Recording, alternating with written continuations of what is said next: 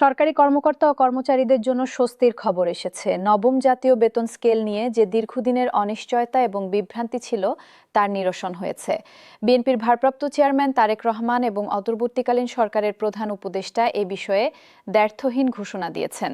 তাদের বক্তব্য থেকে জানা গেছে, দেশে সম্পূর্ণ স্বাভাবিক অবস্থা ফিরে আসলে এবং নির্বাচিত সরকার গঠিত হলেই নতুন বেতন কাঠামো কার্যকর করা হবে। এই আশ্বাস দেশের কোটি কোটি চাকরিজীবীর মধ্যে নতুন আশা সঞ্চার করেছে। তারেক রহমান তার সাম্প্রতিক বিবৃতিতে চাকরিজীবীদের উদ্দেশ্যে বলেছেন, নবম বেতন স্কেল নিয়ে চিন্তিত হওয়ার কোনো কারণ নেই। তিনি স্পষ্ট ভাষায় জানিয়েছেন, এই বেতন কাঠামো বাতিল হয়নি, বরং আন্তর্জাতিক অর্থনৈতিক পরিস্থিতি এবং দেশের আর্থিক সামর্থ্যের আলোকে এটিকে আরও শক্তিশালী এবং দীর্ঘস্থায়ী করার প্রক্রিয়া চলছে। তিনি বলেন, বর্তমান অর্থনৈতিক বাস্তবতা বিবেচনা না করে তাড়াহুড়ো করে যদি কোনো বেতন স্কেল ঘোষণা করা হয়, তাহলে সেটি পরবর্তীতে সমস্যা সৃষ্টি করবে। এজন্য পুঙ্খানুপুঙ্খভাবে হিসাব করে এবং রাষ্ট্রীয় কোষাগারের সামর্থ্য মূল্যায়ন করে চূড়ান্ত সিদ্ধান্ত নেওয়া হচ্ছে।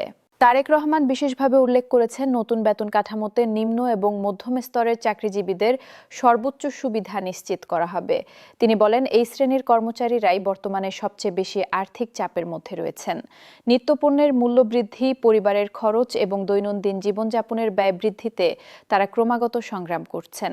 তাই নতুন বেতন স্কেলে তাদের জন্য বিশেষ ব্যবস্থা রাখা হবে এবং তাদের বেতন বৃদ্ধির পরিমাণ হবে সর্বাধিক। এই প্রতিশ্রুতি লক্ষ লক্ষ সরকারি কর্মচারীর মধ্যে আশার সঞ্চার করেছে। তারেক রহমান আরও ব্যাখ্যা করেছেন, অন্তর্বর্তীকালীন পর্যায়ে এত বড় একটি আর্থিক সিদ্ধান্ত নেওয়া তার রাজনৈতিক দর্শনের সঙ্গে সামঞ্জস্যপূর্ণ নয়।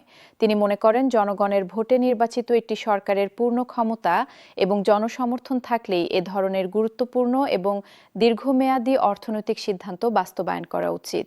এ কারণেই তিনি সংশ্লিষ্ট মহলকে নির্দেশনা দিয়েছেন, আসন্ন নির্বাচন সম্পূর্ণ হওয়ার পর এবং নতুন সরকার দায়িত্ব গ্রহণের সঙ্গে সঙ্গেই নবম জাতীয় বেতন স্কেল কার্যকরের সকল প্রস্তুতি সম্পূর্ণ রাখতে হবে। তিনি জানিয়েছেন, এই পদ্ধতি অনুসরণ করলে দেশের অর্থনৈতিক স্থিতিশীলতা রক্ষা পাবে এবং প্রশাসনিক কাজকর্মে কোনো ব্যাঘাত ঘটবে না। একই সঙ্গে বাজারে মুদ্রাস্ফীতির অতিরিক্ত চাপ সৃষ্টি হবে না। সরকারি কর্মচারীরা পাবেন একটি সুনির্দিষ্ট এবং নির্ভরযোগ্য আর্থিক নিরাপত্তা। তারেক রহমান জোর দিয়ে বলেছেন, এটি কোনো নির্বাচনী প্রতিশ্রুতি বা রাজনৈতিক কৌশল নয়। এটি একটি বাস্তবসম্মত এবং সুপরিকল্পিত রাষ্ট্রীয় উদ্যোগ। বিগত কয়েক মাসে নবম বেতন স্কেল নিয়ে বিভিন্ন সরকারি দপ্তর এবং প্রশাসনিক সব পর্যায়ে নানা রকম গুজব এবং ভুল তথ্য ছড়িয়েছিল।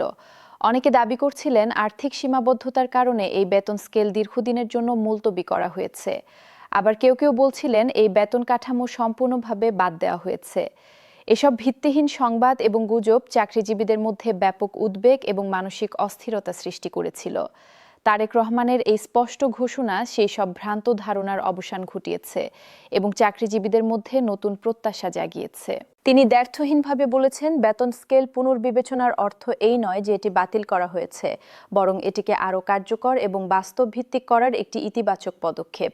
তার যুক্তি হলো, একটি দুর্বল এবং অসম্পূর্ণ বেতন কাঠামো চালু করে পরবর্তীতে তা ঘন ঘন সংশোধন করার চেয়ে শুরুতেই যথেষ্ট সময় নিয়ে একটি পূর্ণাঙ্গ এবং নির্ভুল পরিকল্পনা করা অনেক বেশি যুক্তিসঙ্গত।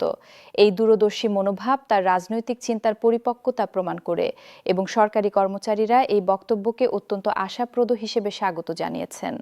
অন্যদিকে অন্তর্বর্তীকালীন সরকারের প্রধান উপদেষ্টাও নবম বেতন স্কেল সম্পর্কে গুরুত্বপূর্ণ মন্তব্য করেছেন।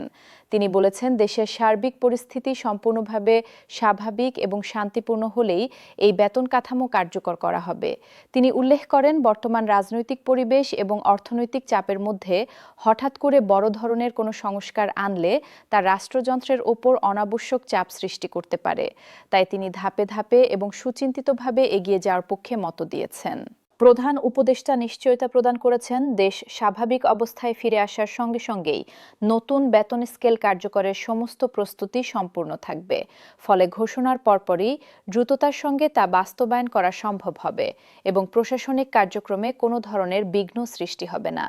রাজনৈতিক বিশ্লেষকদের মতে, প্রধান উপদেষ্টার এই বক্তব্য এবং তারেক রহমানের দেওয়া নির্দেশনা পরস্পরের সঙ্গে সম্পূর্ণ সামঞ্জস্যপূর্ণ। উভয় নেতৃত্বই জাতীয় স্থিতিশীলতা এবং অর্থনৈতিক নিরাপত্তাকে সর্বাধিক প্রাধান্য দিচ্ছেন। সরকারি চাকরিজীবীদের কাছে নবম বেতন স্কেল কেবল মাসিক আয় বৃদ্ধির একটি উপায় নয়, এটি তাদের সামাজিক সম্মান, জীবনযাত্রার মান উন্নয়ন এবং ভবিষ্যৎ আর্থিক নিরাপত্তার সঙ্গে গভীরভাবে সম্পর্কিত। বর্তমানে দৈনন্দিন প্রয়োজনীয় পণ্যের মূল্য, বাসা ভাড়া, সন্তানদের শিক্ষা ব্যয় এবং চিকিৎসা খরচ উদ্বেগজনকভাবে বেড়েছে। মধ্যবিত্ত এবং নিম্নবিত্ত চাকরিজীবী পরিবারগুলো প্রতিদিন এই আর্থিক চাপ অনুভব করছে। এই কঠিন বাস্তবতার বিবেচনায় বেতন কাঠামো পুনর্বিন্যাসের উদ্যোগ নেওয়া হয়েছে। তারেক রহমানের বক্তব্য থেকে সুস্পষ্ট যে তিনি চাকরিজীবীদের এই আর্থিক কষ্ট এবং দৈনন্দিন চ্যালেঞ্জগুলো গভীরভাবে উপলব্ধি করেন। তিনি বিশ্বাস করেন একটি সন্তুষ্ট, প্রাণবন্ত এবং আর্থিকভাবে সুরক্ষিত সরকারি প্রশাসন একটি কার্যকর এবং সফল রাষ্ট্র পরিচালনার মূল চাবিকাঠি। এই উপলব্ধির আলোকেই তিনি বেতন স্কেলের মান এবং কার্যকারিতা নিয়ে কোনো প্রকার আপোস করতে ইচ্ছুক নন। সংশ্লিষ্ট সূত্র থেকে জানা যাচ্ছে, নতুন বেতন কাঠামোতে গ্রেড ব্যবস্থায় বড় ধরনের পরিবর্তন আসতে পারে। বিশেষত নিম্ন গ্রেডের কর্মচারীদের বেতন যাতে মর্যাদাপূর্ণ পর্যায়ে উন্নীত হয় এবং তারা যাতে তাদের প্রাথমিক চাহিদা পূরণ করতে পারেন, সেদিকে সর্বাধিক গুরুত্ব দেওয়া হচ্ছে। একই সঙ্গে উচ্চ গ্রেড এবং নিম্ন গ্রেডের মধ্যকার বেতন বৈষম্য একটি ন্যায্য এবং গ্রহণযোগ্য স্তরে কমিয়ে আনার পরিকল্পনাও রয়েছে।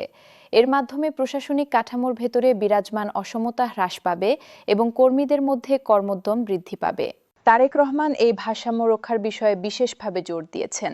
তিনি চান না যে রাষ্ট্রের একটি গোষ্ঠী অতিরিক্ত সুবিধা ভোগ করবে এবং অন্য গোষ্ঠী উপেক্ষিত থাকবে। তার এই ন্যায়সঙ্গত এবং মানবিক দৃষ্টিভঙ্গি বেতন স্কেল সংক্রান্ত সমগ্র আলোচনাকে আরও গ্রহণযোগ্যতা প্রদান করেছে এবং সাধারণ কর্মচারীদের মধ্যে ব্যাপক ইতিবাচক সাড়া সৃষ্টি করেছে। নির্বাচনের পরবর্তী পর্যায়ে বেতন স্কেল কার্যকরের এই পরিকল্পনা রাজনৈতিক দিক থেকেও বিশেষ তাৎপর্য বহন করে। এটি স্পষ্ট করে যে আগামী নির্বাচিত সরকারের কর্মসূচিতে সরকারি কর্মকর্তা কর্মচারীদের কল্যাণ একটি প্রাথমিক অগ্রাধিকার হিসেবে স্থান পাবে। এটি শুধুমাত্র তাৎক্ষণিক জনপ্রিয়তা অর্জনের কোনো রাজনৈতিক পদক্ষেপ নয়, বরং দীর্ঘমেয়াদী রাষ্ট্রীয় উন্নয়ন এবং সুশাসন প্রতিষ্ঠার একটি মূল উপাদান। তারেক রহমান পরিষ্কারভাবে বলেছেন, অর্থনৈতিক সংস্কার ছাড়া রাজনৈতিক স্থিতিশীলতা কখনো দীর্ঘস্থায়ী হতে পারে না। আর নবম বেতন স্কেল বাস্তবায়ন সেই অর্থনৈতিক সংস্কারের একটি কেন্দ্রীয় এবং গুরুত্বপূর্ণ অংশ। নির্বাচনের পরে এটি কার্যকর হলে জাতীয় বাজেট প্রণয়ন এবং বাস্তবায়ন সহজ হবে এবং দেশের সামগ্রিক আর্থিক ব্যবস্থাপনা আরও সুসংগঠিত ও স্বচ্ছ হবে। এই পদক্ষেপ কেবল সরকারি চাকরিজীবীদের নয়, বরং সাধারণ জনগণের কাছেও একটি আশাব্যঞ্জক বার্তা নিয়ে এসেছে। কারণ এর মাধ্যমে অর্থনৈতিক শৃঙ্খলা প্রতিষ্ঠা, প্রশাসনিক সক্ষমতা বৃদ্ধি এবং সামগ্রিক সুশাসন নিশ্চিত করার সম্ভাবনা তৈরি হয়েছে।